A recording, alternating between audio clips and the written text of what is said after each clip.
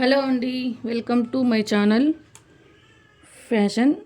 చాలామందికి బ్లౌజ్ అంటే టేప్తో కాకుండా కొందరు మెజర్ చదువు లేకుండే వాళ్ళు కొందరు బ్లౌజ్తోనే మెజర్మెంట్ తీసుకోవాలి. కొత్తగా నేర్చుకునే వాళ్ళకి బ్లౌజ్తోనే మెజర్మెంట్ ఎలా తీసుకోవాలి అంటే మనం బ్లౌజ్కున్న ఇక్కడ మనం తీసుకున్న అలతి ప్రకారం ఇక్కడ పెట్టుకోవాలి. అలాగనే బ్లౌజ్తో పాటు మనం టేప్కున్న యూజ్ చేయాలి. 100% టేప్ యూజ్ చేయాలి. ఎందుకంటే బ్లౌజ్ కన్నా టేప్ యూజ్ చేస్తే చాలా అంటే చాలా పర్ఫెక్ట్గా ఉంటుంది. ఇప్పుడు ఈ బ్లౌజ్ 14 అంటే 14 ఉంది. 14 అంటే మనం కిందకు ఒక హాఫ్ ఇంచి పైకి ఒక హాఫ్ ఇంచి మనం స్టిచ్చింగ్లోకి వెళ్తుంది. కాబట్టి నేను 15 అంటే వాళ్ళు కొంచెం పొడవే లెంతీగా పెట్టమని చెప్పారని ఒక హాఫ్ ఇంచి ఎక్కువ ఇక్కడ మార్క్ వేసుకుంటా ఉన్నాను. అలాగని డీప్ రౌండ్ 9 అంటే ఇక్కడ ఒక హాఫ్ ఇంచి స్టిచ్చింగ్ లేకపోతుంది కాబట్టి 9.5కి వేసుకున్నా. ఇక్కడ మనకి ఎప్పుడు 3 అంటే 3 సెంటీమీటర్లు రౌండ్ ఇక్కడ వస్తుంది నెక్. అలాగనే షోల్డర్ కూడా 3 ఇంచులకి మనం కట్ చేసుకోవాలి. 1/4 ఇంచి స్టిచ్చింగ్ పోతుంది కాబట్టి వీల్ బ్లౌజ్కి స్లీవ్స్ మనం ఇక్కడ మార్క్ వేసుకున్నాం కాబట్టి ఇది బ్లౌజ్ మెజర్మెంట్. తరువాత మనం దీంతో అవసరం లేదండి, బ్లౌజ్తో అవసరం లేకుండా ఇప్పుడు మనం ఎలా కట్ చేసుకోవాలి. ఇందులో క్లీన్గా పర్ఫెక్ట్గా రావాలంటే మనం స్కేల్ యూజ్ చేయాలి. లేదంటే కొత్తగా నేర్చుకునే వాళ్ళకైతే ఇప్పుడు చాలామందికి ప్రాక్టీస్ ఉంటుంది, వాళ్ళేం యూజ్ చేసే అవసరం లేదు.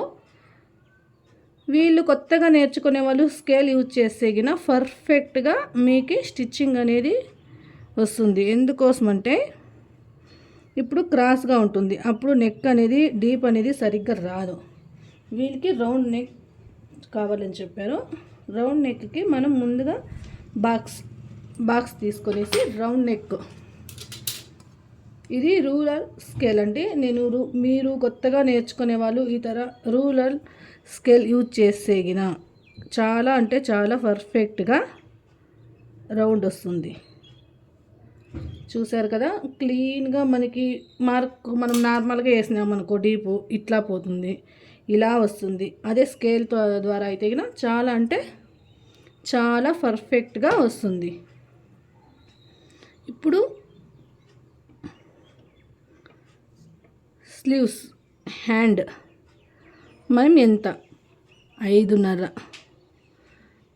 ఎప్పుడైనా కానీ మనం చాలా ఉంటే మాత్రం 6 పెట్టుకోవాలి. లేదంటే మనం 5.5 చాలా స్లిమ్గా అంటే చాలా సన్నగా అలా ఉండే వాళ్ళకైతే మనం 5 పెట్టుకున్నా సరిపోతుంది. ఇది మీడియం వాళ్ళకి కాబట్టి నేను 5.5 అయితే పెట్టుకుంటా ఉన్నాను. ఇది ఓన్లీ బ్యాక్ కటింగ్ అంతేనండి. ఫ్రంట్ కటింగ్ నెక్స్ట్ వీడియోలో చూపిస్తాను. ఎందుకంటే చాలా అంటే చాలా లెంత్ అయిపోతుంది, మీకు కూడా అర్థం కాదు. అందుకోసమని చాలా సింపుల్గా చాలా ఈజీగా అయితే నేను మీకు బ్యాక్ కటింగ్ చూపిస్తాను.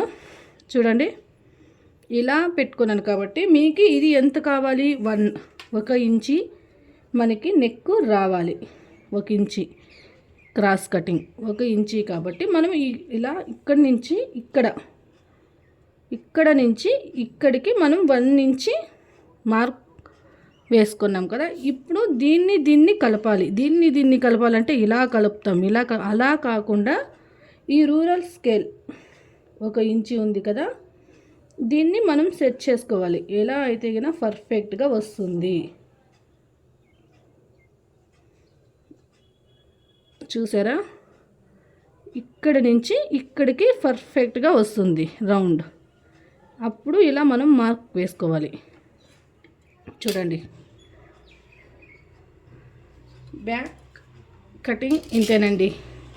చాలా సింపుల్గా చాలా ఈజీగా చూసి కట్ చేసేసి నేర్చుకోండి. ప్రతి ఒక్కటి వీడియోలో సెండ్ చేస్తాను. యూట్యూబ్లో, ఇన్స్టాగ్రామ్ కూడా ఉంది. చాలా సింపుల్గా చాలా ఈజీగా అంటే చాలా ఈజీగా మీకు బ్లౌజ్ కటింగు నేర్పిస్తాను. బ్లౌజ్ అనేదే కాదు, బ్లౌజ్ కటింగు, మేకప్ గురించి ప్రతి ఒక్క వీడియో కూడా నేను మీతో సెండ్ చేస్తూ ఉంటాను. ఏదైనా డౌట్ ఉంటే కామెంట్ చేయండి. ఇది back cutting. Front cutting next వీడియోలో పెడతాను, ఎందుకంటే చాలా లెంత్ అవుతుంది. అది కూడా కొత్తగా నేర్చుకునే వాళ్ళకి చాలా లెంత్ అంటే గిన వాళ్ళకి అర్థం అవ్వదు. అందుకోసం అని చెప్పేసి బ్యాక్ కటింగ్ మాత్రం ఈ వీడియోలో పోస్ట్ చేస్తాను. నెక్స్ట్ ఫ్రంట్ కటింగ్ ఇంకో వీడియోలో పెడతా ఉన్నాను, చూడండి. ప్లీజ్ లైక్ చేయండి, సబ్స్క్రైబ్ చేయండి.